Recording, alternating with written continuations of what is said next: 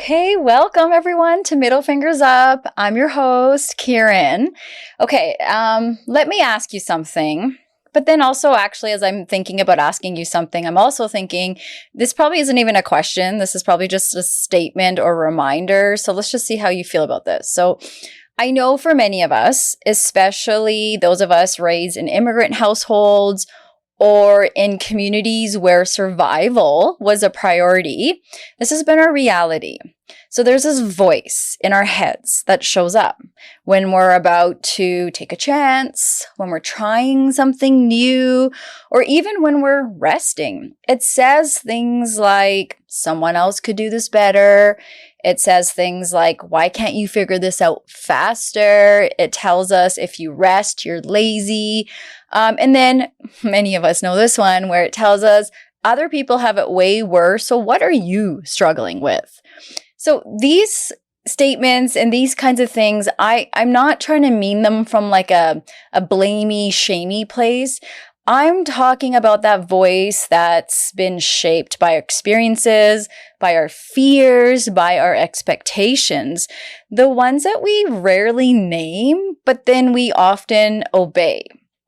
And so today's guest is someone who has made it her mission to help us better understand that voice.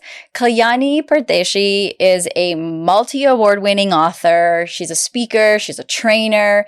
You might know her from her first book, Unbullied: 14 Techniques to Silence the Critics, Externally and Internally. And this is where she helped young people and adults face external bullying and that inner criticism that gets us hard. And now, in her second book, Beyond the Inner Critic, which received an International Impact Book Award in the self-improvement category, she's taking us deeper. She's been on CTV, she's been on Global News, she's done TED Talk, and she is part of Canada's only Flosis trainer community. This is a community that supports people in mind and brain training, and we're going to ask her a little bit more about what that entails. And as a South Asian woman herself, she brings a perspective that speaks pretty deep to those of us from immigrant and BIPOC communities where silence, guilt, survival often shaped our childhoods. And those childhoods, as we know, as we're learning, as we're growing, they don't just go away. We don't just become adults. It's very connected to who we are, how we make decisions, how we show up in relationships, and even in our own parenting.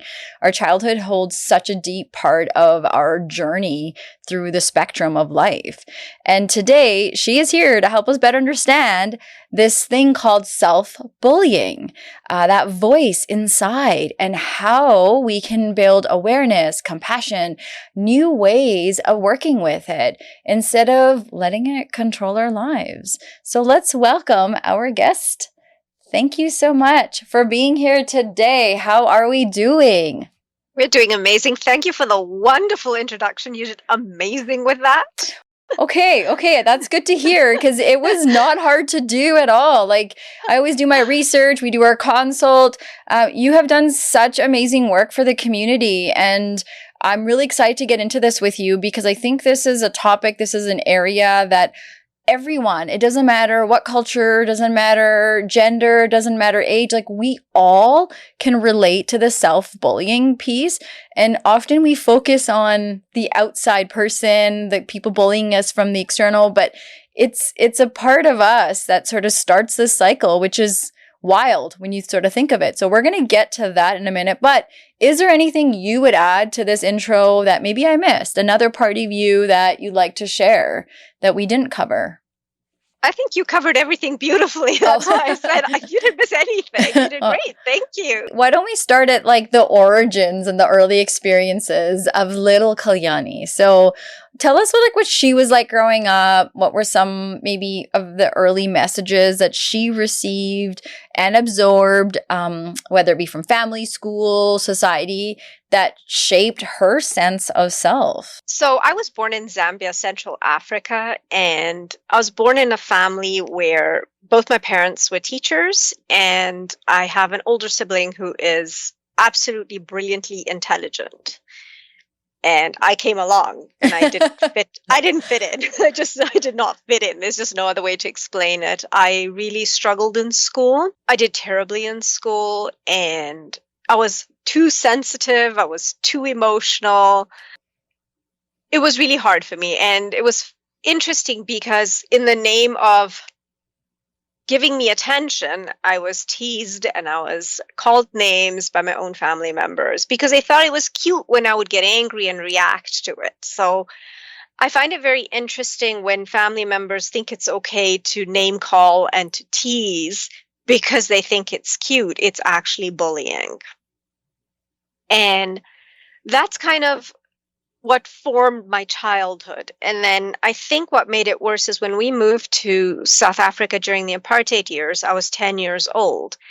And I had been advised that, not to say anything because I didn't have the right skin color for my voice to matter. Now, I had this very big problem from the time I was a little child is I could not handle injustice. And secondly, I could always see the truth in any situation. So I was going to call people on their BS as soon as I saw it. And I was not liked for it, especially in boarding school, because I could see through what everyone was doing to quote unquote fit in and to be liked. It's like, you're not being true to who you are. So I became the target of bullies. That was just one of the reasons. Many other reasons, which I share in my first book, is, my parents were middle class. They couldn't, afford expensive stuff. So they would buy clothes for me. There were a couple of sizes larger. I was a growing teen, so I could grow into those clothes. So I was made fun of wearing larger clothes than what actually fit me. This was one of these prestigious boarding schools. So, everyone's wearing brand names. It's the 80s, everyone's looking cool. And then there was me. So all of this kind of, and I think one of the hardest things is I chose to leave boarding school because I couldn't handle the bullying. Now, we're talking about the 80s when mental health was really not a topic talked about, right? Bullying was considered character building. So I was ahead of my time, if you will, because I decided my mental health was way more important than getting a prestigious education. And I think the hardest part for me was when I left, I was not allowed to talk about it. It was like, you're not in that situation anymore. Why are you hanging on? You're not going to be able to move on if you're going to keep hanging on. But I needed to process that, and I didn't process that. So I felt like a disappointment to my parents. It's something I actually share in my second book. We lived in an Indian community that was highly judgmental. They're just waiting for the next person to slip up so they can gossip about them. And my brother and I were the only ones in that community who went away to boarding school. And, it was kind of like, a badge of honor for my parents. So when I came back at the start of my second term, so I literally went through a year and a half of bullying before I decided I had enough. It wasn't just like 1 week. I took a year and a half of it. And then I came back. They didn't want anyone to know I'd come back midterm. So every time we had guests, I had to hide in the master bedroom. Wow. So that was, it made me feel ashamed. Mm-hmm. It made me feel guilty, like I'd done something wrong. And again, it's the mentality, the immigrant mentality is like, you don't do anything to bring shame to your parents. Right. So I brought shame to them. And I remember when my dad, I went to, I think 2 months passed like this. And then I went to a school for the rest of the school year. And then I went to a different school. And when I went to this different school, it was one of the better schools in the area, but I was still at home. I was not in boarding school. And my dad had to speak to the principal to get me into that school because my marks weren't that good. I was really struggling because A, I was not smart. B, because of the bullying, I really, like, my brain was fried. I literally could not focus.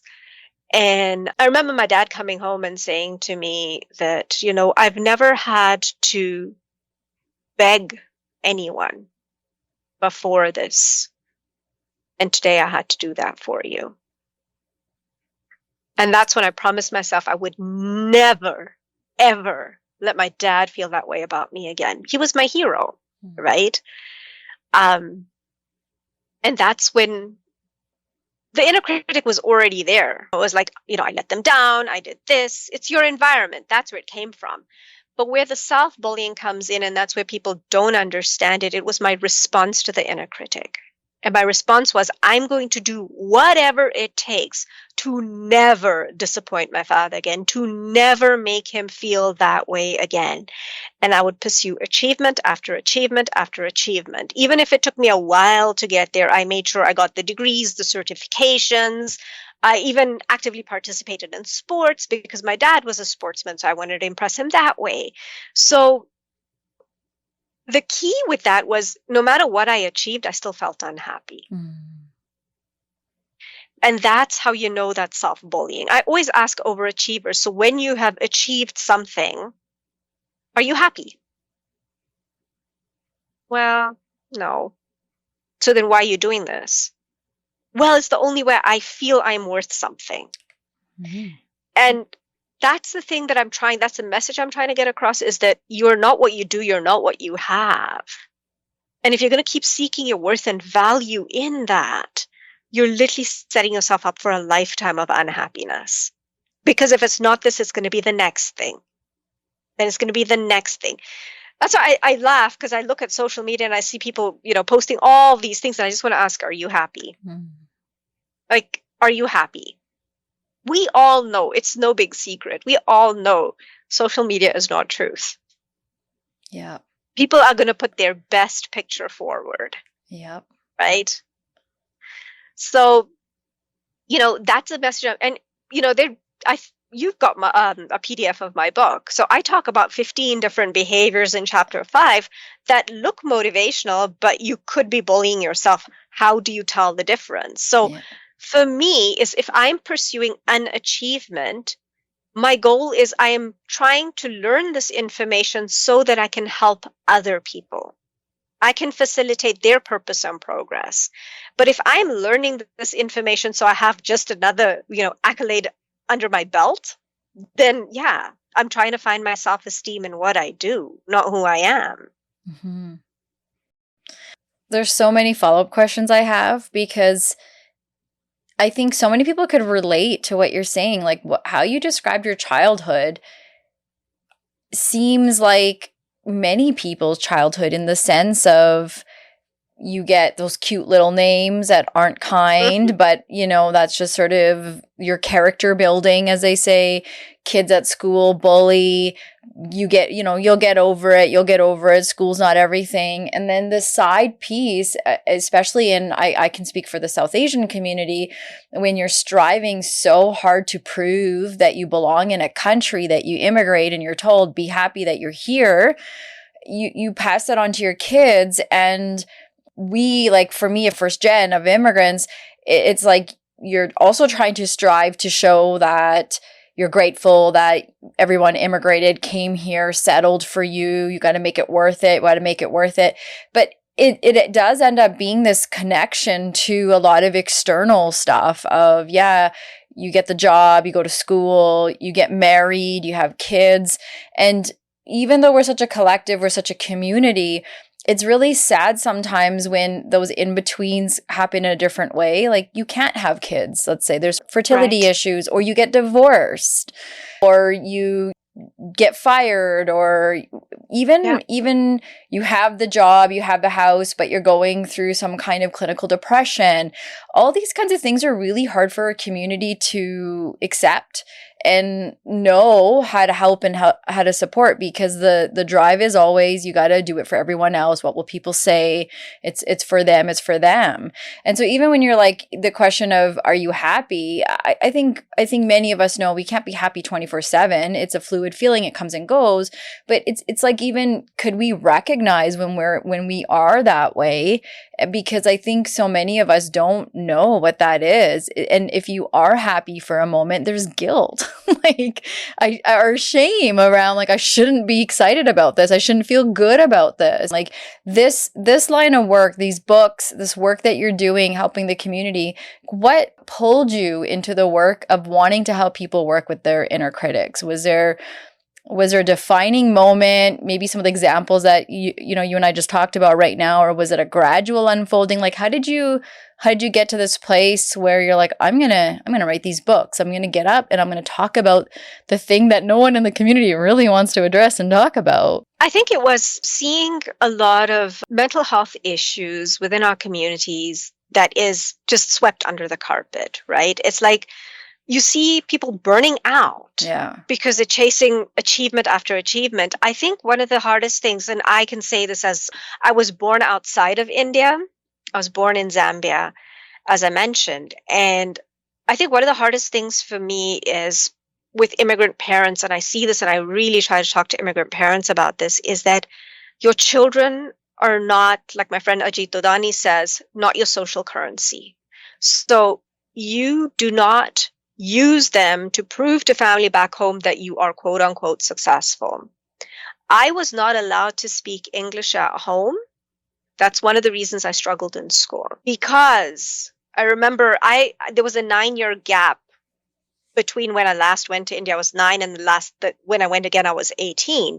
And one of my cousins said to me, we were just wondering if we would get along with you or not. Like, would you even be able to speak the language or not? So I had to wear the clothes, talk the talk, walk the walk, do all of that stuff so that I didn't bring shame to my parents.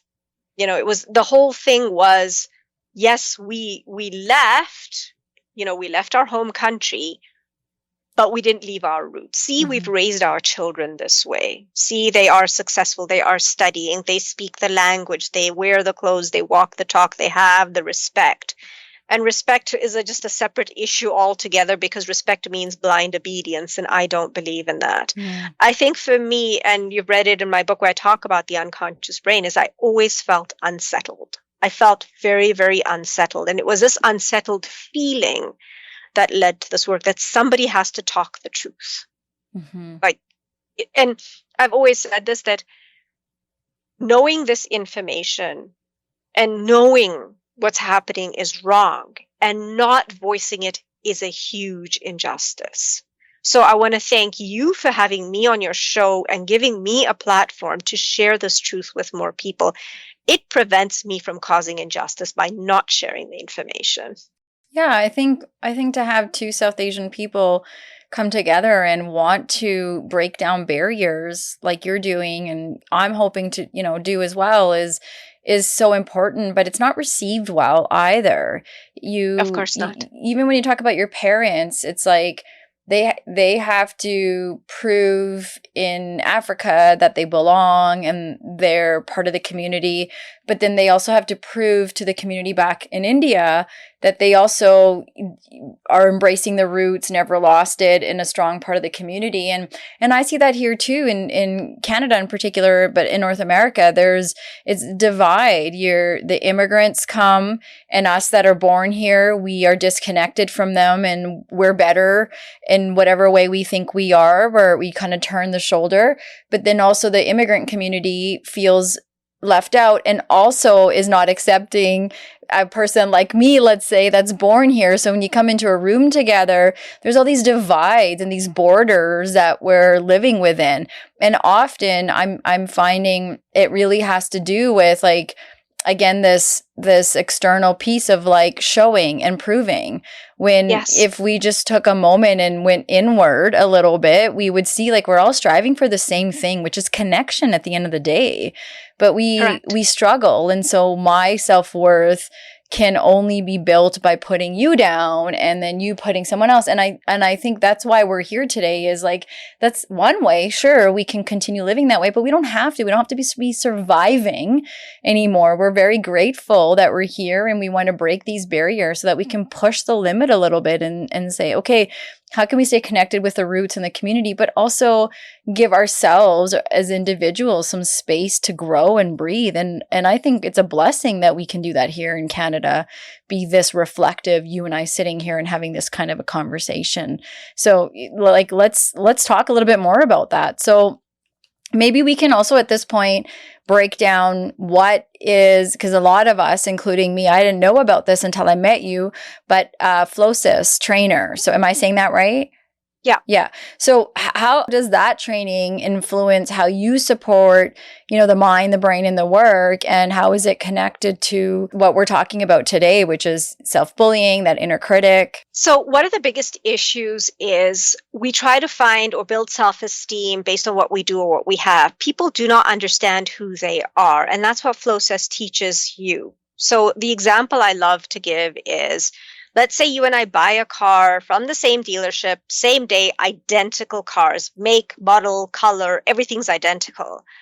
A year from now, is your car going to look like mine? No. No. Why?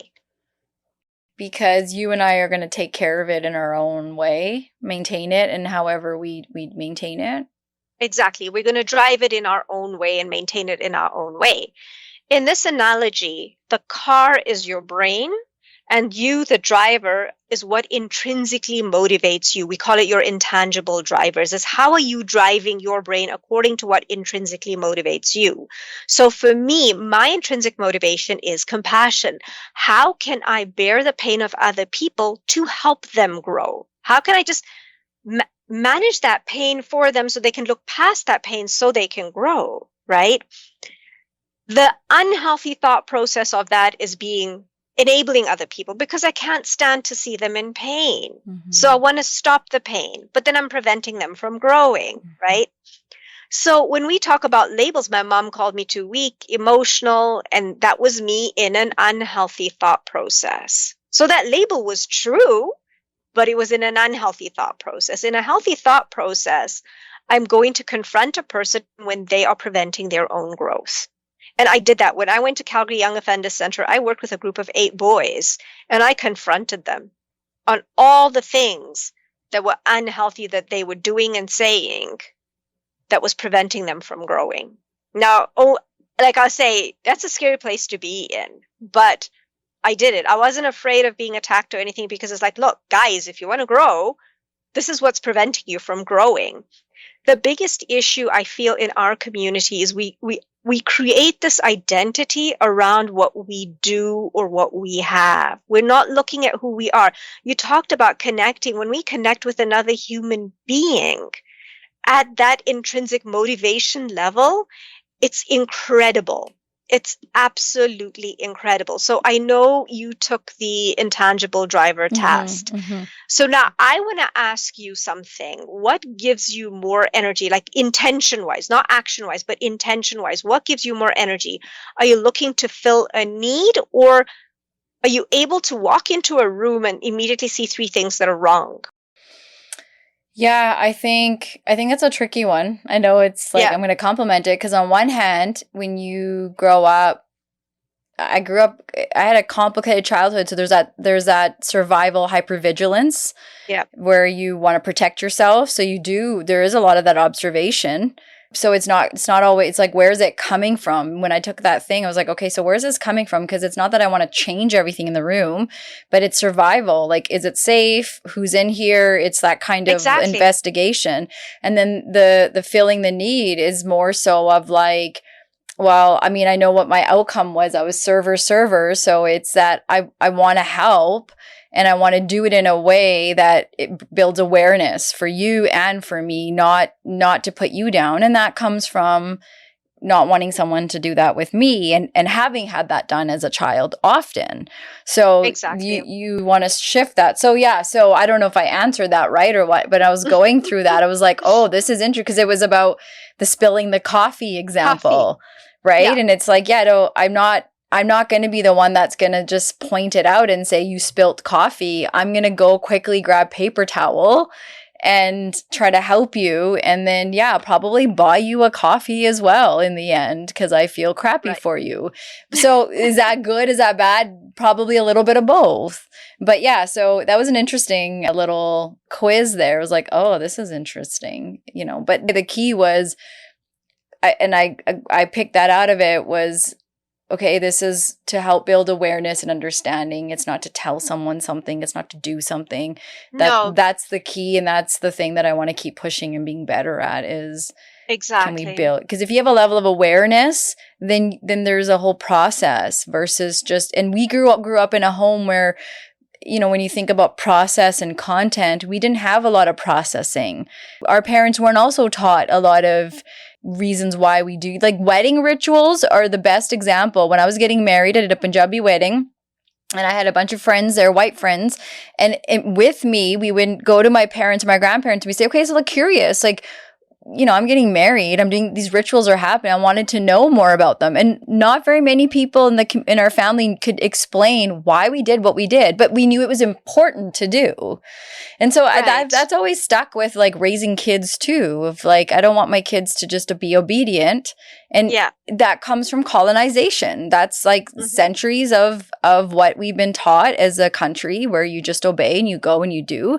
And it blows my mind that I'm so far removed from colonization, but it's in me as well to just be a rule follower and go and do. So I think that's the key. That was really helpful with that quiz was, okay, how do we, more than anything, it's about building awareness and focus on that. Exactly. So I want to ask you a question. I'm turning the tables on you. Yeah, what the heck? So as a child, when you would make an observation, were you shut down? Oh, yeah. So that's the thing is I'm the oldest, so I'm a fighter too. So I had the push, the drive to do things different, but there was also a lot of fear because we were raised very fear-based. So a lot of times I knew, and I did this as an adult with my boss too, was I'm not going to challenge authority. So I'm going to observe. There's lots of things that I could contribute in this conversation and offer to, let's say, a supervisor, a parent, but I'm not going to do it because it's in my head that my brain's patterns of you bring out that observation, then something bad will happen. So more often than not, wouldn't point it out. I mean, where I'm at now, it's a bit different knowing that I, for sure will push that. But growing up, no, not so much. And that's the thing, we call it uniqueness damage. So my uniqueness damage was being compassionate and being told I'm too emotional and weak. I tried to toughen myself up and it just made me miserable. Yeah. It made me miserable. So one of the things I advise to these people who are extremely observant is definitely observe and ask. I've observed something, I noticed something. Would you like me to tell you? So you're still nurturing your gift. If they say no, it's their loss. I love observant people. I specifically have friends because they help me see what I can't see. And the minute I tell them I see that, it makes them so happy. It makes them insanely happy. I went to my hairdresser a few months ago and she was telling me that her daughter's always getting into trouble in school. So I asked her, is your daughter quite observant? Does she state things in facts, like you dropped your pen, your shoelace is untied, that picture is crooked? And she said to me, yes, she does. And I said to her, all you do is say, I see that. She's just showing you what's wrong. She wants you to see what she's seeing. So it was very interesting. She's cutting my hair. The child comes home from school and my hairdresser works in a basement. So there was a treadmill behind me or an elliptical and the kid got on there. And she was looking at her mom, but I could see her face in the mirror and she was saying, oh, school was so bad today. Kids don't pay attention. And I hate it when kids don't pay attention. So I said to her, I looked at her in the eye, in the mirror, and I said to her, I see that. That kid stared at me in the mirror for 5 seconds flat. What what did you just do to me? Right then and there, she dropped the topic. She went and grabbed her cat. She started telling me all about her cat. Yeah, she was like seen. She was seen. Was She felt heard seen. and wasn't Yes. just, like, okay, get over it, or Yeah. and often we It grow up. happens, it's okay. That's just it, is that the parents mean well, but it's like quickly push through. We don't want that discomfort. And then, and really, I think the kid knows what to do and not do too, but we just, again, that fix it mentality of jumping to that. And I think that's a lot of us, and definitely in my generation, we grew up in that way for sure, which was quickly, because you want to be happy, you want to make sure you're okay. But she has a valid point, and it's interesting in what she's saying, and just a simple recognition. And I think that's great. Yeah. And then she's on to the next thing. So it was so amazing, because her mom, she stepped out to go and get the cat, and the mom just said to me, in just those few seconds, you reached her. Like, how did you do that? And she was just amazed. It was very interesting. A couple of weeks later, when I went back to the hairdresser, I noticed her telling her daughter, I see that. I'm like, yes. Chain. Yeah. I told her, yes. Yeah. I told her, all you got to do is tell her teachers every time she makes an observation, just say, I see that. Yeah. That's it. Yeah. Huge. What ends up happening with these observers, perceivers, as they're called, is that because they want you to see what they're seeing, they're going to start pushing the topic, pushing it. It becomes relentless arguing. But all it takes is, I see that. And boom, end of argument right then and there. Right.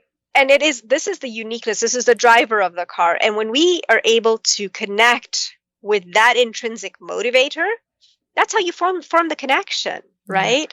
You walk into a room, you make an observation, and someone says to you, I see that. It's like, oh, I love this person. This person gets me. Totally. Yeah. It's a hook. It's a connection.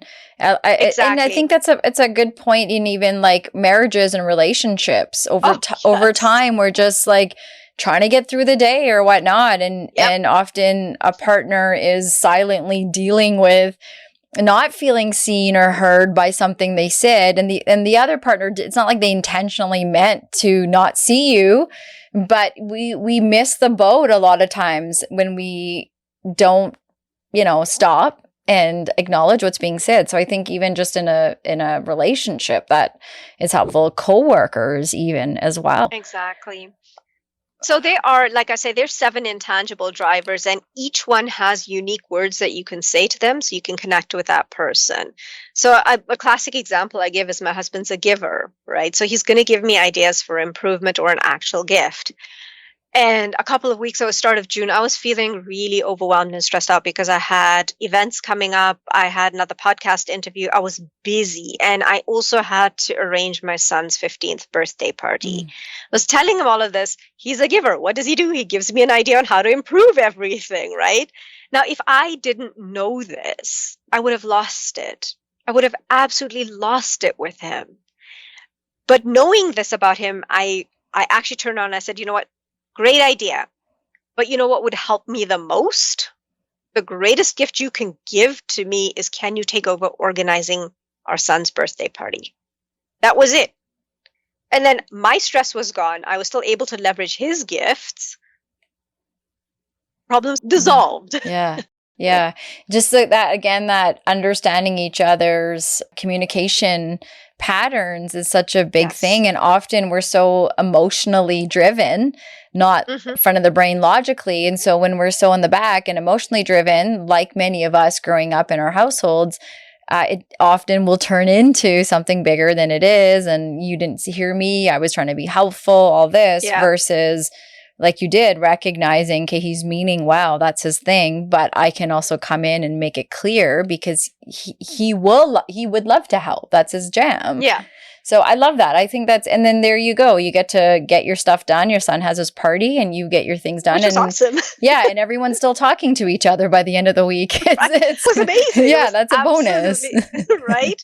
And knowing that he's a giver, one of the hardest things, and I've come to learn this, is that when I'm upset or I share something with him, he's not going to give me that compassion. So if I want the compassion, I have to go to a compassion person. Yeah. My son my son's a teacher, not the profession. The teacher is another uniqueness. They try to explain the why behind something. Right. So when I try to figure, I can't figure something out, I'll just say to him, you know what? So I'll give you a classic example. We would drive him to school and we'd have these talks. And I remember just feeling very frustrated because I've been reaching out to so many summer camps for speaking engagements and I was not getting responses or I was getting no's. And I just said to him, I'm feeling very frustrated. So do you believe hard work pays off? And he said to me, Mom, hard work pays off, yes, in the end. And the minute he said in the end, I felt settled right away. Mm-hmm. What a wise little I was man. like, very wise man, because that's why I say I'm having an issue. Can you help me solve this? Can we talk about this? Help me understand why. I need to understand why. The minute I need to understand why, I present the problem to him, he's going to solve it. Yeah. Or dissolve it, rather. Right. Also that. And what I hear you talking about these examples with your family members too is like you're the core of it. So you're the constant in this. They're going to do what they're going to do, but the fact that you know what and how you need something, I think that helps how that conversation with your son, with your husband and others are going to go. And I think sometimes we struggle with the guilt, which we're going to get into in a little bit, of again, like I know these things, but I don't want to be told in this way or whatnot. And it's because we're not doing our own stuff, our own work. And so we're projecting it out on how we want our partner to kindly say it to us or how we want our children to respond. And so we're trying to train everyone on the outside around us to answer some of our sensitive spots. And what I hear you doing is the opposite, which is, well, no, I got to be in charge of how I know things and what I know things and what impacts me so that I can be, I can show up best with my son and my husband. And I think if everyone's taking care of their own that way, isn't that just what we're trying to aim for in a household or, at work and all that as well? So can I ask you about one of my favorite lines that you say? Yeah. Yeah. So, because maybe that's what we're getting into is, so this is like that inner critic and that villain piece. So you write about the only villain in your life is you. And when I read that, I'm like, damn, like that's bold. Yeah, that can sound harsh.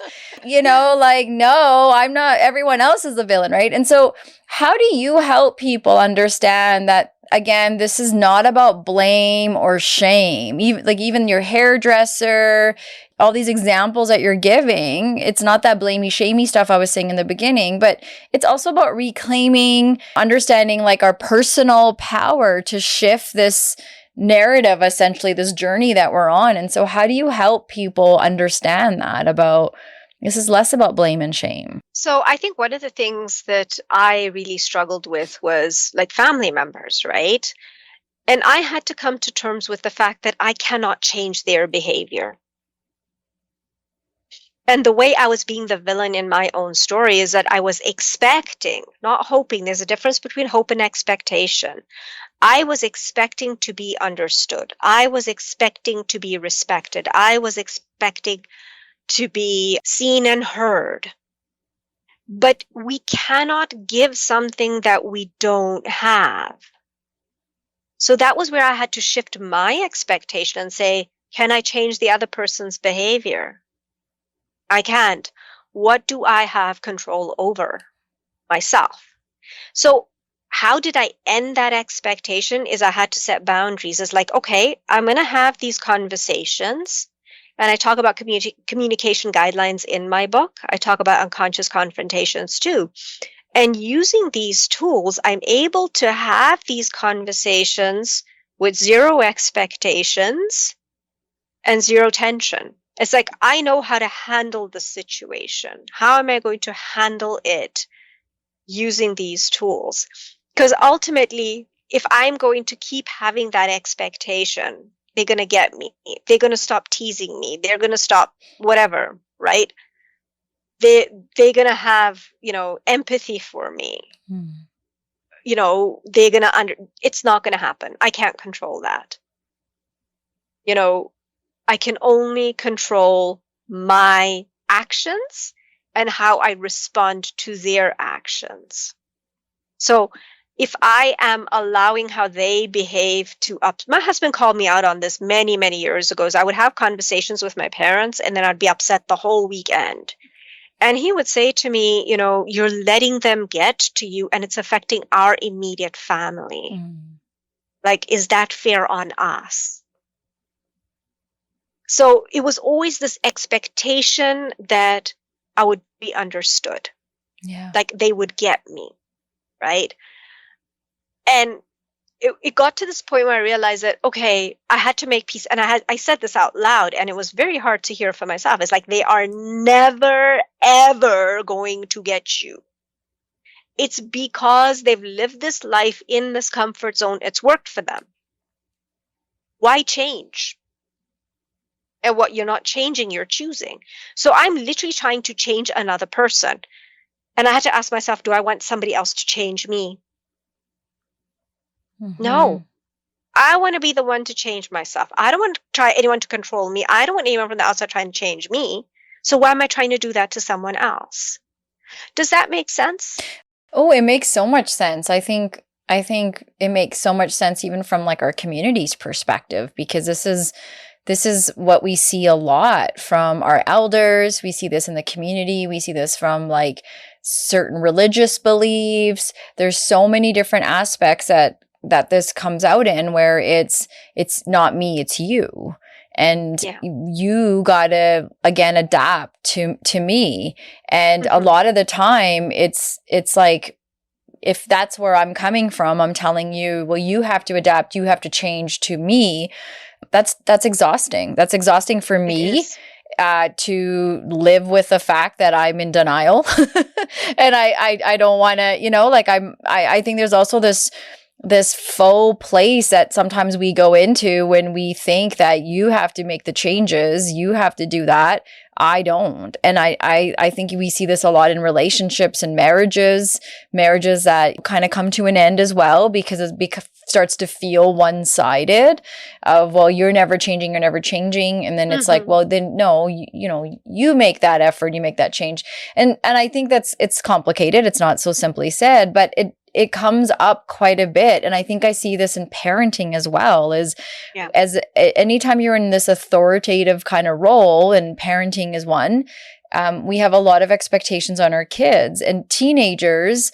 Your son's 15, my oldest is 14, and the brain is going through that pruning stage that I went through as a child, taking out all the things that we taught him, and now all the things he's relearning are entering. So he's kind of becoming a mini adult at this age before he is one. The brain's developing so quickly.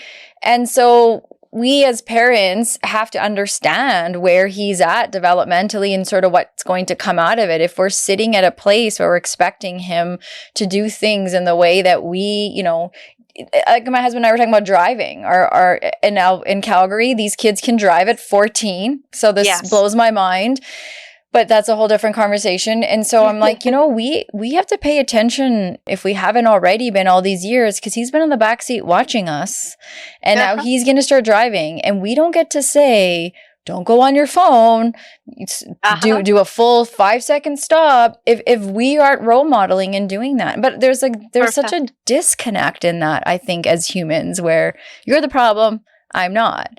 So it makes sense, but then it's like, how do you put it into action? So, and maybe this is where we kind of dive into that self-bullying versus motivation part. So we talk about this villain. I'm my biggest villain. And I think many of us confuse this harsh inner voice with either discipline or drive. And so what are some, like, I think there's obvious things we say when we look in the mirror, and, we are very unkind to ourselves, and often we see it most in our physical appearance. We'll say that these things, but what are some hidden, subtle kinds of ways that we bully ourselves, but really we think we call it motivation? Can we talk about that? So I remember this came up in a presentation that I did almost 2 years ago now. And I remember, asking this lady, I finished that particular presentation is with this question is, what are you hoping to achieve by being hard on yourself? And it was very interesting because this lady said to me, well, if I don't push myself, you got to push yourself, you got to do it, you don't stop when you're tired, you stop when you're done, Oh. What's it? Failure is not an option, Yes, we all of that. see those framed pictures for Exactly. Yeah. She didn't give me those specific ones, but I think I have quoted them in my book under toxic positivity. Yeah. But those are the ones I remember off the top of my head is like, basically you don't stop when you're tired, you stop when you're done, failure's not an option. One of the other ones I've also heard is the best form of revenge is immense success. Oh, okay. Yeah, sure. Right. Yeah, So yeah. those sort of things, right? Yeah. So my whole point is like, okay. And then when she says, well, it's the only way I can push myself, it's the only way I can achieve things. And I said to her, okay, great. Thank you for sharing. Once you've achieved that thing you set out to achieve by being hard on yourself, are you happy with that achievement? And her brain just scrambled at that point. Yeah. Because she had no answer for me.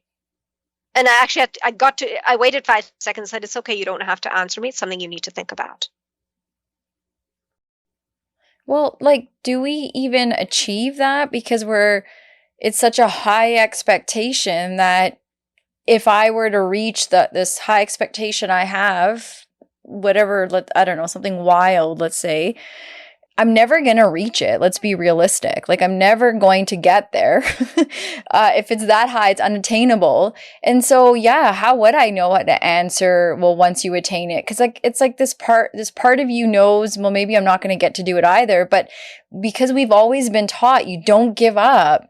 And this, especially in BIPOC communities, you're not allowed to give up. You're not allowed to fail. You have a lot riding.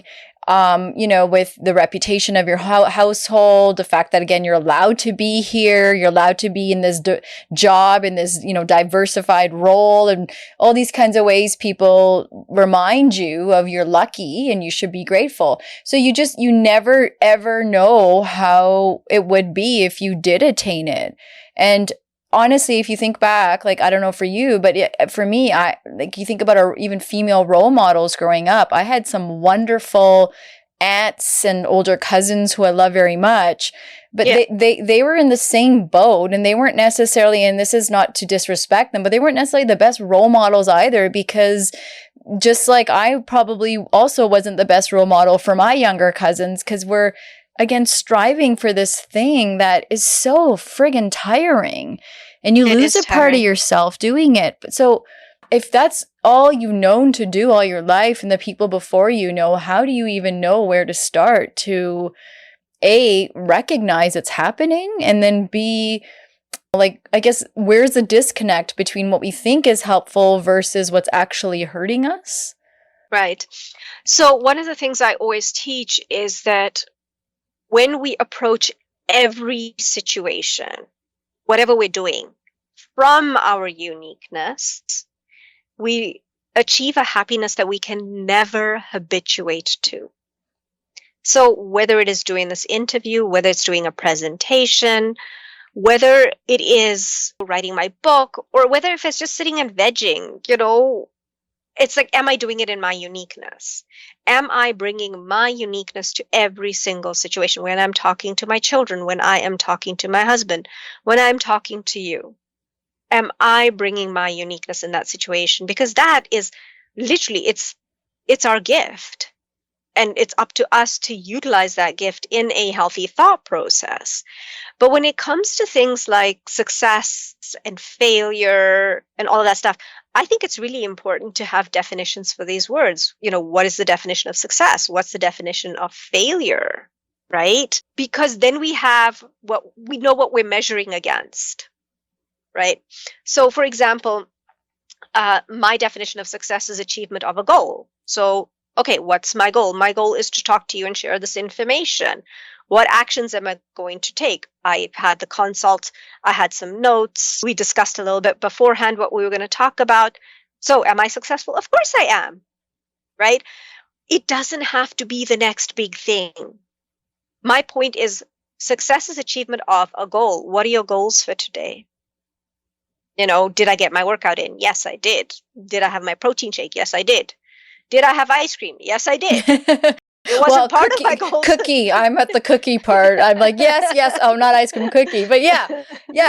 Okay, yeah. Can I just say something right now? Like, I'm having a mega aha moment, and you talked about uniqueness. Okay. So I'm just going to share my uniqueness, and one is interrupting. But this is so interesting because, like, I will do a recording and I'll feel good about it. But then my brain and I have sort of, because I'm striving, for something unattainable. I don't even know what it is. If you said, well, what would it be? I couldn't tell you, but I just know it's bigger than what I did today. And any time that I would admit to the fact that I felt happy about, let's say this recording's done and my husband will do what he does, which is like, how did it go? And if I say it went really good, I feel really good about it. There's this guilt attached to it because saying I feel good and I'm happy means I'm giving up, means that I'm just accepting, oh, this is the limit and that's as far as I can go. I should be striving for that high, whatever that is. Like I said, I wouldn't even be able to tell you. And I wonder if for many of us, if that's the thing it is admitting that I'm happy, admitting that I'm successful today or feeling good means that I'm just like closing it up and saying that's enough and I'm giving up because, it didn't hurt. It wasn't painful.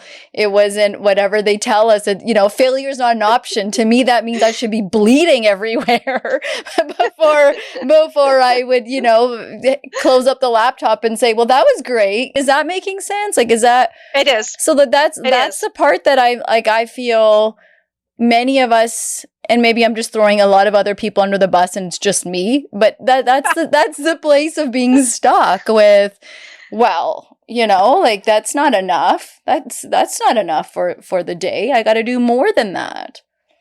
So what I would suggest is, first of all, have a definition of what good is and what's your measure for it. Number one. Number two, I don't know if you experienced this in childhood. I definitely experienced it. And I'll translate for our English listeners and viewers. But every time, something good happens and we feel good about it and we talk about it, they'll say, no, don't talk about it. Nazar lag jayegi. Yes. The whole Nazar evil repellent. eye thing. Exactly. The whole evil eye thing. So I don't know about you, but personally, I was discouraged from sharing anything good that happened because something bad's going to happen right away. Yeah, man. Right? It's so it's nazar. Get taken away from you. Yes. Right. So that's the thing. And that's what I grew up with unconsciously. So I was never taught to celebrate good things. Totally. Even when babies were born, never admit they were cute. You had to say the baby was ugly because Nazar lag day. Totally. Like whatever you could. That's a really good connection. Absolutely. Yeah.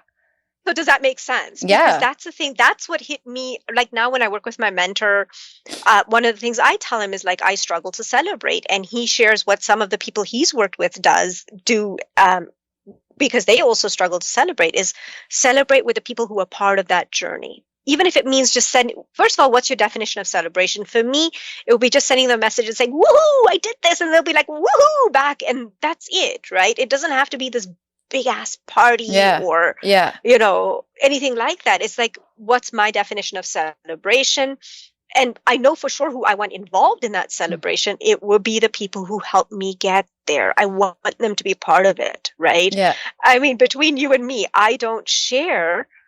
I like the way I'm saying between you and me, but there could be so many people listening to this. But anyway, I don't share the fact that I work in the mental wellness industry with my parents because I really wanted to be a psychologist. And my dad said, no, you're going to end up being a mental case yourself, working with people. And so, when we've had these things ingrained in our unconscious brain, which has an accurate memory of our past external reality, it's going to keep coming up. And then our brain, like I explain in my book, is 10% conscious and 90% unconscious. 10% is focused on actively thinking, making decisions. We can use it for our imagination. 90% is the source of all of our energy. It's where our habits are formed, and it has an accurate record of our past external reality. One of the most important things about that 90% of our brain it knows our uniqueness. It knows the truth of who we really are. So when we try to fit in or be someone we're not, we feel unsettled. Yeah. That's our unconscious brain cannot communicate with us directly. So it's going to communicate with us by giving us an unsettled feeling. And it's that icky feeling where you're upset, but you don't know why. You just feel bleh, but you don't know why. You don't know the reason right away, right? So the many times I share in my book, I ran an online fitness business. So I was not being compassionate when I ran this business. I was being an exhorter. I was encouraging and motivating people, but I felt yuck. People talk about imposter syndrome. I was an imposter because I was acting in a uniqueness that is not who I am, which eventually leads to burnout.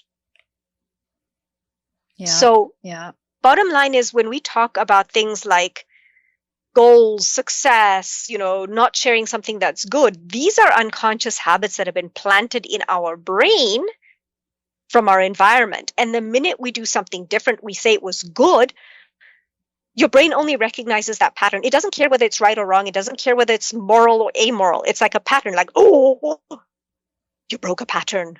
Yeah. You were not supposed to do this as a child. Why are you doing this as a child, as an adult? Right. Yeah. So that's why you feel yuck when you say, well, that was good. And then suddenly you're like, no, I shouldn't be saying that. Yeah. And I like how you help talk about the brain, because I mean, you can't fight against science, and that's just it. The brain looks for those patterns, and those patterns are to protect us. They're for safety. And on one hand, it's great that the brain does that first from a survival place, but it's like, how do we recognize what it's doing so we can also not get caught in that as well? Because then we go to that place of lack of fulfillment and, like you said, ickiness, and not really knowing, okay, who am I?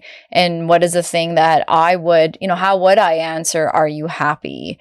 That's a big question. And many of us aren't taught to think like that or answer that, because you just should be. You don't need to talk about being happy, right? So I think a lot of what I hear is, okay, so how do we take this self-bullying that we somehow have convinced ourselves is motivation, and go from like this punishment place to compassion and encouragement? How do we work through that criticism so that we can, brain also can rewave the pathways, which is nice. We can rewire it as well. And so do you have some, like, even just one way? I shared my example of, I'm going to walk away hereafter and be like, oh, that wasn't. So what would be the one thing that I could consider when I leave here today, so I could try a different path than the one I would be used to taking? Okay, so what's very interesting is our unconscious brain does not know what we're consciously thinking unless we state it out loud or write it down. The fact that you stated it out loud and I told you why you say it was good and then you feel ick afterwards, it's because you feel, that's what guilt is. It's just that drained feeling. The unconscious brain drains our energy because it's you're deviating from a pattern. So now you know this. So when you feel that ick feeling, it's like, oh, I shouldn't be saying this. That's when you turn around and say, no, it's a pattern I'm trying to break. I am breaking this pattern, right? The most important thing is, you gotta state it out loud, and you have to work with someone who's been through this process. So every time you find yourself caught in that pattern, you got to talk to someone who's been through it, because we can't do this alone. That's right. We can't do it. Exactly. So you got to talk to someone who's going to actually hear you and just, not judge you and say, hey, it's okay. It's hard to change a pattern, right? You're changing a pattern. It's okay. This is good for me. Right? So, got to state it out loud, get someone to help you through the process as well, and grieve. Because you're going to feel grief because you're changing something that's different. When we set boundaries, that's exactly what happens. Our unconscious brain is draining our energy because we've changed a pattern. That's why we feel guilty. Guilt is just information. Yeah. That's all it is. It's just saying, hey, buddy, you followed this pattern. You're not following this pattern anymore. I'm just going to take your energy away so you would notice. I want you to notice. Yeah, I appreciate that, because the boundary, sometimes you have to be reminded, it's like a gentle pause. Otherwise, it does feel a lot, because, I mean, again, coming from our communities, there's a lot that happens when we put boundaries in place. And so, but you brought up the guilt and the unconscious brain. So I was just going through my notes because I had some questions for you about this. And when you and I met, I know we also said like we probably could do a whole different episodes. And so maybe that's something that we think about coming back to, because there is a lot to unpack with guilt. It is just a thing, but it's the thing that takes up a lot of space in our hearts, in our heads. And so for today, though, so you talked about the unconscious brain. Is there anything else you would add about how the unconscious brain processes the guilt, and how does like the guilt feed that inner critic? So the most important thing is guilt itself is just information, right? So our unconscious brain processes it by giving us this feeling of drained energy. Because when we feel guilty, we feel drained, right? All just to tell us that you've changed a pattern. Yeah. Okay. It's just telling you you've changed. If you go back, let's say you set boundaries and then you take away those boundaries, you're going to feel awesome right away. You get a ton of energy because you've gone back to the old pattern. Right. Yeah. So one of the things I actually did, I tested this when I was testing this information 3 years ago.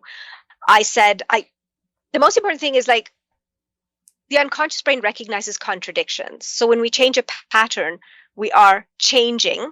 We are presenting a contradiction. And when there's a contradiction, it drains our energy, right? So I tried this. I said, I want to eat healthy all the time, right? So I said that out loud. And then I proceeded to eat unhealthy food. Yeah. I wanted to see, does this work or not? Now, here's the thing, Kiran. When I eat unhealthy food, I feel blah. Oh, yeah. Right? But this time, I not only felt blah, I had less energy than I've ever had in a long, long time. So when we state something out loud, our unconscious brain says, okay, so this is what you want to do, right? And it's going to give you energy towards what you want to do unless you do the opposite of it. And when I did the opposite of it, and it literally took all my energy away. That's so action is really needed too here, because we do say these things like, oh, tomorrow I'm going to go to the gym, or tomorrow I'm going to confront or face that person and have that talk, or whatever these things we say we do, and then we do the opposite. And so and then you feel blah. Yeah, totally. Right. And it's recognizing where that blah, and also holding ourselves accountable too, because sometimes we let ourselves not think about that either and think, oh, well, whatever, these things it was a lot of traffic, that's why I couldn't go, or whatnot. We rationalize it. Exactly. That's what we do. Yeah. We rationalize it. So talking about guilt and the inner critic again is that how we prevent that cycle coming back is, first of all, recognizing, again, it's like about being so in the moment and saying, okay, I am feeling this way because I've changed a pattern. I'm doing this because it's healthy for me. One of the hardest things that I had to do when it came to setting boundaries as a compassion uniqueness person, I don't want to cause someone else pain, right? If I'm bearing someone else's pain, why would I want to cause them pain? Mm-hmm. And I felt extra guilty because I felt like I was causing them pain.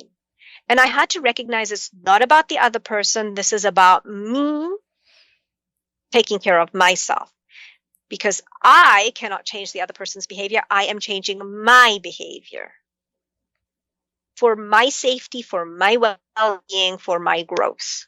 I'm changing my behavior. I'm not doing this to hurt the other person. This is about me. Because I can't change the other person, I got to change myself. That's a big message. And I just even when we translate that and unpack that in our community, I think it can be read in sort of different ways. And, Yeah. so even if we think about in mental health, there's lots of talk now about decolonizing some of these Western practices and really going back to the roots. And so if we sit with this from like a cultural lens for a sec, so Western mental health advice often tells us to cut the toxic family, Yeah. set these boundaries, firm ones. You're an adult, you should be able to deal with those things. And then in our South Asian families, many immigrant families, like our lives are intertwined, whether it's financially, emotionally, socially. Yes. So pulling away from that one toxic family member is going to impact the greater family circle because we travel in packs. And so how do we do this inner critic work in a way that honors those ties still, our roots, our community, but still we can learn how to manage, protect, however we want to word it, our own mental well-being? Because it is important. Like if I don't take care of myself, I can't show up for my community, can't show up for my family.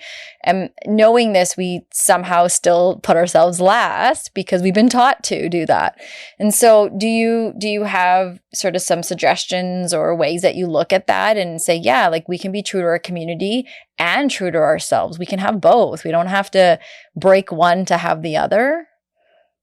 So again, I'm able to have conversations with my family members because I go in with a plan. One of the most important things I do is I don't share about myself. I don't share what's going on because that's giving them ammo, right? So I'm not going to share about myself, but what I will do is I'll ask questions. Like if they share about something, I'm going to ask as many questions as I can. So it does two things. Number one, it protects me in that I'm not going to get judged. I'm not going to get whatevered, right? And number two, people love talking about themselves, Yeah. right? It just gets them to talk about themselves. So they feel really good after the conversation and I'm not criticized. So that's a different kind of a boundary one can set is that, for example, frequency. That's another thing that I did is like where I would call every week. I call once every 2 weeks. I changed the frequency and just say, you know what? I'm just really busy. This is all I can manage for now. Mm-hmm. Ultimately, and this is the one thing I will say over and over and over and over, is that relationship worth destroying your mental health? Is it really worth it? Just for the fact that you can say you have that relationship. Mm-hmm. Is it really worth it? Is it worth destroying your mental well-being? And those that are directly connected to you, your spouse, your children, just to say, for namesake, that I have this relationship. There's a way to maintain it with healthy boundaries and say, you know what, this is all, take it on you. Don't take it on anyone else. Take it on you. I mean, I'm going to share something extremely personal here, but hey, let's go for it. That's what we do here. Yeah, so we talk about families. I have cut ties with my in-laws and my husband's entire family because, and this was long before I learned this information, it was just understanding that no matter what I did, it was not good enough. There was intense criticism and it got to this point where I was battling suicidal thoughts. And despite that, I kept trying until I finally got to this point. Is like, why do I have to keep changing who I am to please other people? Because that was also another key in having been bullied. I became a people pleaser because I disappointed my family. So no matter what they said, I would do it. I was going to be that people pleaser. That stayed with me for many years until finally there was a phone conversation and my father-in-law went off at me for not raising my son according to what he thought was best. And that's when I said, okay, I'm done. And, all I said is like, we're coming to visit you in December. And if you really want my son to do all these things, you're welcome to teach it to him. Mm-hmm. And that's when he lost it. And he basically called me a bad mother and a whole bunch of other things. And including adding that, he doesn't care about me, and he never wants to see my face again. And I said, that's awesome to know. Thank you very much. Mm-hmm. So last year, my husband wanted them to come and visit here, and I set boundaries. I said, you know what? I think it's wonderful that you want them to visit. I want you guys to have a great time. I will be moving out for the duration of their visit.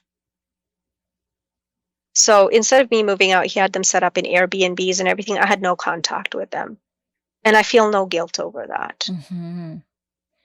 And the reason I feel no guilt is because I know for, I want to say 14 years before I cut all ties, for 14 years, I did everything in my power to be accepted by them. Everything. But no matter what I did, it was not good enough. And that was it. 14 years is, I think, a reasonable amount of time. It's a little more than reasonable, I think. There's a lot of hope in that. Yeah. Yes. Yeah. Thank you for sharing that. I think, it takes a lot of bravery to sometimes think about yourself in a situation that is going to impact a household, your whole family. Yes. And B, the fact that you shared this here on our platform is so helpful, because I think a lot of daughter-in-laws, South Asian daughter-in-laws, can relate. And, we've lost many to suicide. Yeah. Particularly even my home province of British Columbia, there was for a long time in the paper, it seemed like once a week, there was a woman that was jumping off of the bridge, taking her life, and people couldn't believe, how could she leave those young children? And this is a story like yours for many, many women in our community that, we're going to talk a little bit about finding our core. A lot of times there is no core. It seems like you don't know who you are. You don't know where you ground yourself, because you're just giving and trying to be a chameleon for family and all that. And it takes a lot of strength to do what you did. I think many people, continue to suffer silently in the way that you did for all those years, and something in you. And can I ask, what was a change? What made you say, okay, I think I've done my part now. I need to take care of me here. I think as a mom, right? I think that's the biggest thing, is when you may not stand up for yourself, but you're going to stand up for your kids. Right. Yeah. So that was one breaking point. The other breaking point was realizing that no matter what, my husband's not going to see what I see. That's huge. Yes. No matter what. Right. Never, ever. I cannot change him. Who can I change? Myself. Yeah. And I think that, you talked about a lot of daughters-in-law committing suicide. It's because they're so scared of standing up for themselves, because if they do, they're afraid their marriage will be ruined. That was my fear for many, many, many years. Until, what? Have you ever noticed, when do people make crucial changes in their lives? Is they actually wake up one day and they just said, I've had enough. I'm not doing this anymore. Mm-hmm. And that was me. It's I've had enough. I've tried everything in my power, in my human power. And I remember I told you in the beginning, it's two things I can't stand. Is when people lie, or I can see the truth and they're giving me BS. Mm-hmm. And two, injustice. Yeah. So it was 14 years of injustice. And it's okay, who's the fool now? Who's the villain now?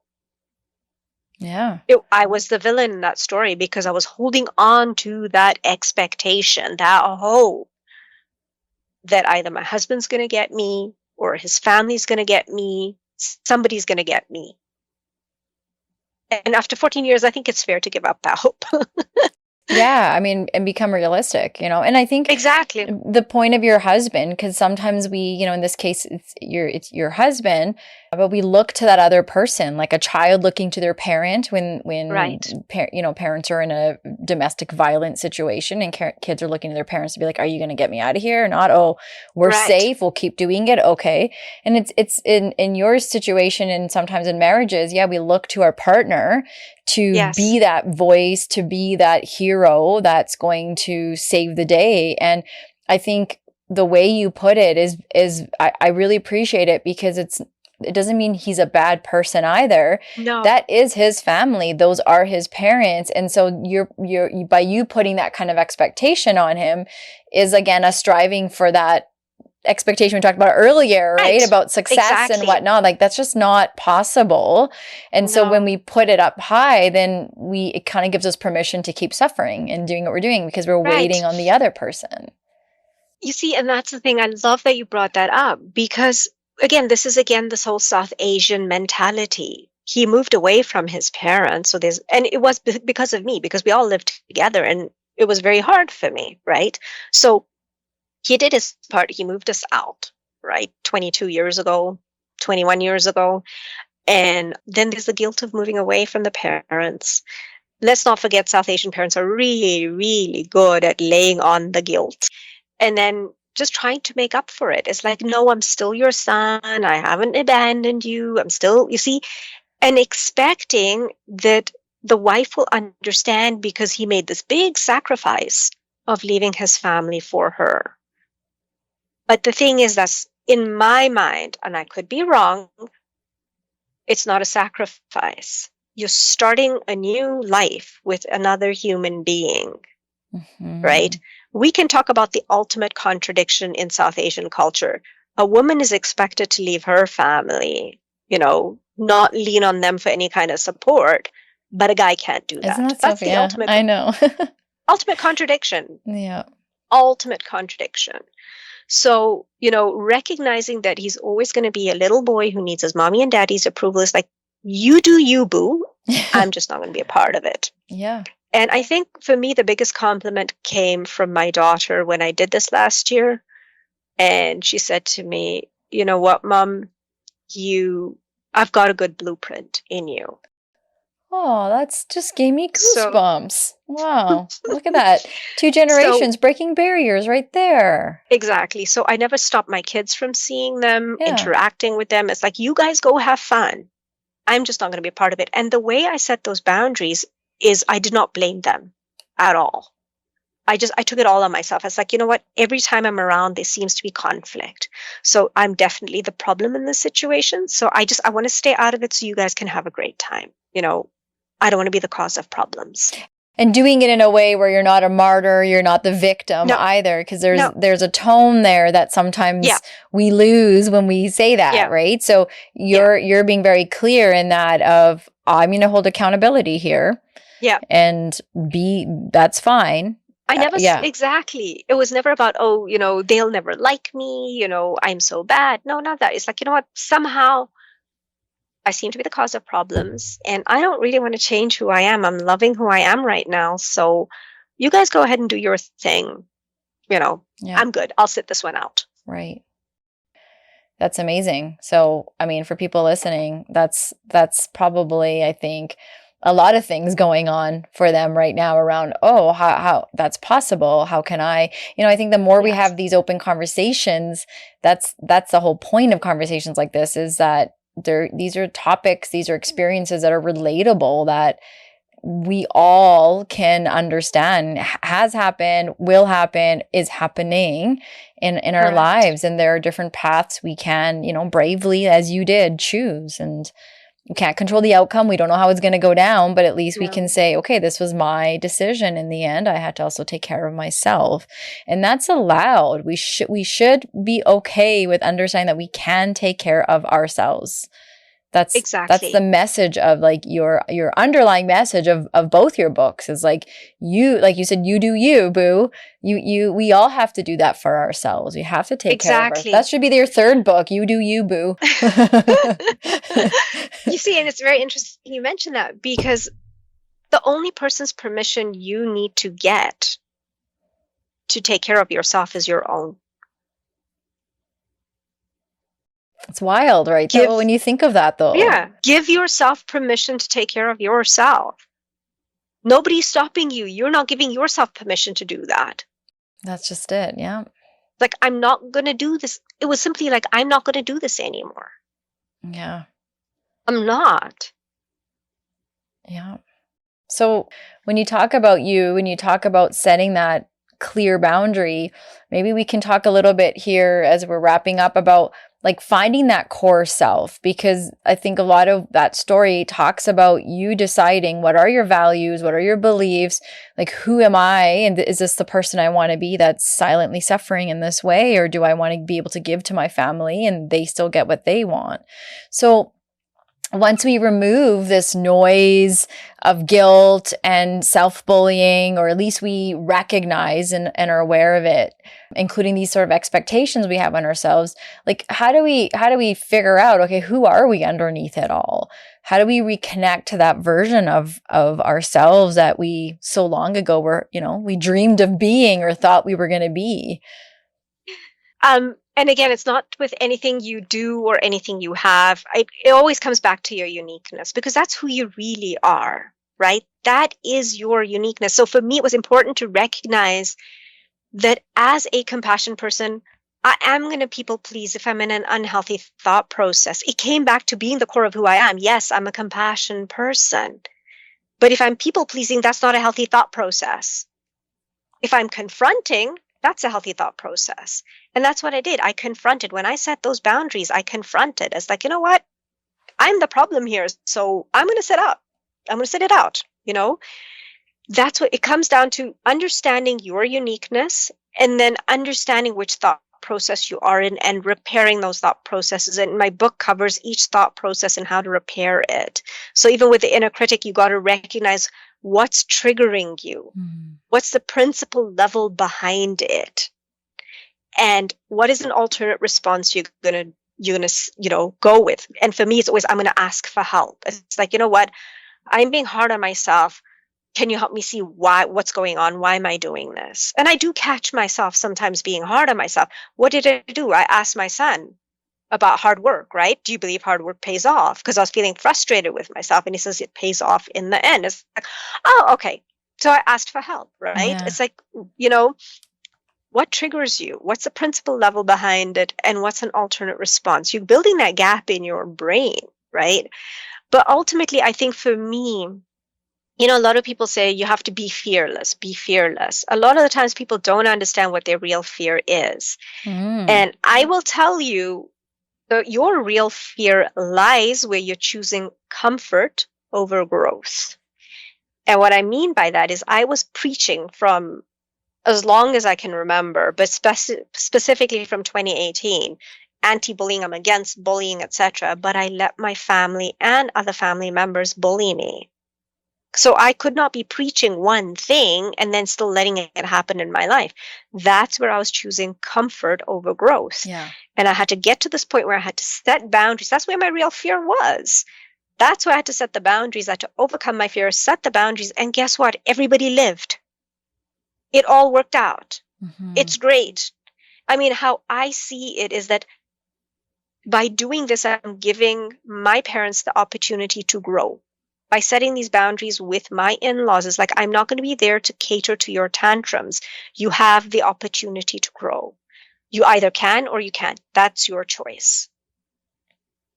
But I'm not going to try to help you grow. I'm not going to be there to cater to the tantrums, the anger, the frustrations, the criticism. No. If this is causing you distress in your life, let me remove this distress from your life. That's how I saw it. I'm causing them distress. So I'm just going to remove this distress from their life. Yeah. I mean, who knows, down the way that could save a potential relationship from coming back and growing, or at least you can say you have your sanity and I mean, it doesn't matter what they have because you're not in the know of it. So at the end of the day, it's like, okay, that's the key there. It's otherwise we keep butchering this and trying to keep something together that's just not possible. And it's like we're suffocating a relationship, and it's not necessary. So for someone listening today or that's with us today who maybe feels stuck in their inner critic today, and maybe they feel like they're failing, they're falling short, maybe even alone, what's one small, gentle thing that they could try today to sort of start shifting that voice, shifting some of that self-bullying that we are so accustomed to doing? I think one of the most important things to recognize is we were not born being critical of ourselves. So ask yourself, where did that voice come from? Mm-hmm. And if it is, your environment, family members, how are they serving your purpose and your progress and your growth? Are they serving your purpose and your growth? The other aspect as well is that, what's triggering it? If it's failure, who gave you the definition of failure? What is the definition of failure in your life? If it was a goal that wasn't achieved, what was the goal? What actions can you take? Because there's always answers if we ask the right questions. But the most important thing is, where did that voice come from? Because you weren't born being mean to yourself. Yeah, that's true. That's a hard question to have to answer, because you have to kind of face, like, is it the people? Is it the, like you said, environment? Is it me? Like, where did is it this come from? Yeah. And why are you giving it power? Because it'll be there. Mine is still there, but I'm not going to give it attention and power. I was like, oh, okay, I see you. Bye-bye. Have a nice day. Right. Yeah. Like, do I believe it? Am I getting something out of this? Like, why is it? I think those are important things to totally consider. Yeah. And don't rationalize it. Oh, it's going to help me be better and stronger and achieve the next thing. Like, don't you want to do that in a healthy way? Well, that's just it, right? Like looking at myself in the mirror and saying mean things. If I, I don't know, want to join a gym or whatever it is that I'm not doing, is it making me feel better? Is it making me join the gym? Do I get dressed leaving my, like, okay, I'm close to my best self? Like all these sorts of things, these signs point to no, but then it's this habit. We keep going back to it. And what you said earlier about choosing this comfort. And I think we do that in lots of different ways. And it's so important that we challenge that. And it might mean we have to let some things go. But again, it feels off kilt. It feels like imbalance when we're saying one thing, wanting to believe in one thing, but then we're allowing it, to continue to happen in our own home, whether that's in our body or in our mind. Or so I think that's a really important reminder. Okay, so is there anything that you wish I had asked you today, or that we covered, or you want to go back and clarify that maybe we haven't done, or you want to go back and do? I think we covered a lot today, and you did an excellent job. Again, I mean, it was easy. It was easy. You asked half the questions. So I had a break today. It was a wonderful conversation. Honestly, it really was. And I think there was a lot of personal parts that are tied to this inner critic and a lot of our own community. And I think, it's not to, again, blame. It's not to feel bad about where we come from and who we are. A lot of it is many of us grew up in a survival mentality household, and we're just trying to, they say go from surviving to thriving. We're trying to break some barriers and get to this next level. And especially if we have kids, because we want to leave them better than where we were at and hope the best for them. And so I sometimes worry that we think we're looking down on, the previous generations. I mean, we're part of those generations too now that get, looked down on.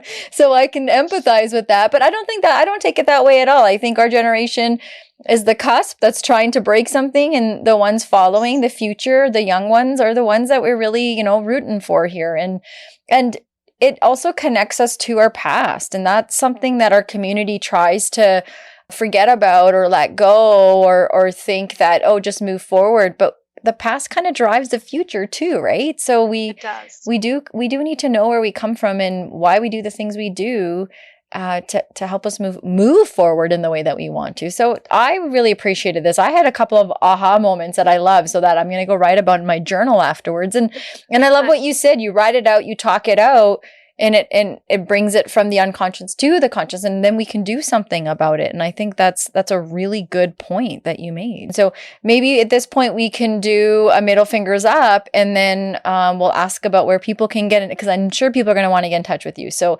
if there was one thing today that you really wanted to put your middle fingers up to, what would it be? So I'm going to give you a backstory before I tell you what I'm putting my middle fingers up to. Yes. Self-doubt does not come from failure. Self-doubt comes from negating how someone feels. I'll give you an example. Your child comes to you and says, the grandfather got off the phone quickly and rushed him on the phone. And we say, oh, I'm sure granddad was busy, instead of saying, I'm really sorry he did that to you. Do you want to share more? So when we negate a child's feelings or anyone's feelings, we are planting seeds of self-doubt. So I would put my middle fingers up to negating how someone feels.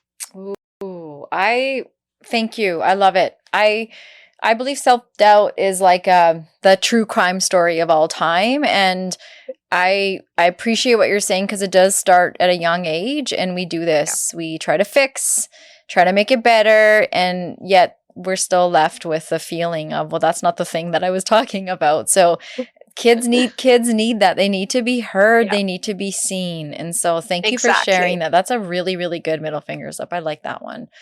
Okay, so for anyone that wants to get in touch with you, where can they get your book? We'll put it in the show notes as well.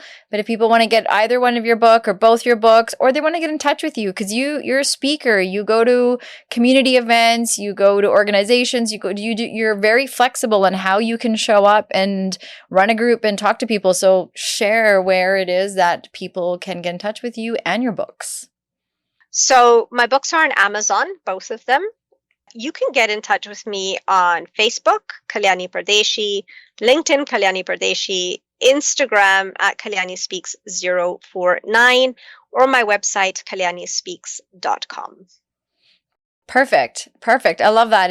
And for everyone that's with us today, thank you so much for showing up. We say these conversations are door openers. We're just scratching the surface. We're just getting started. So if something kind of hit you a certain way today in this conversation, lean into it, reach out, talk to us. You know where you can reach both of us. If you want to add to this, build off of it, reach out to us. And maybe there's someone that could really benefit from today's conversation. Pass this episode along their way as well. We're trying to build a community. And so we appreciate when you do that. That's it for me. So if there's anything else that you would like to say, otherwise we're going to call it a day. So I'll let you have the last words. Thank you for having me on your show. I believe it was absolutely fantastic. Yeah, me too. I'm going to feel good about it too when I turn this off, and I'm going to give myself the yeah.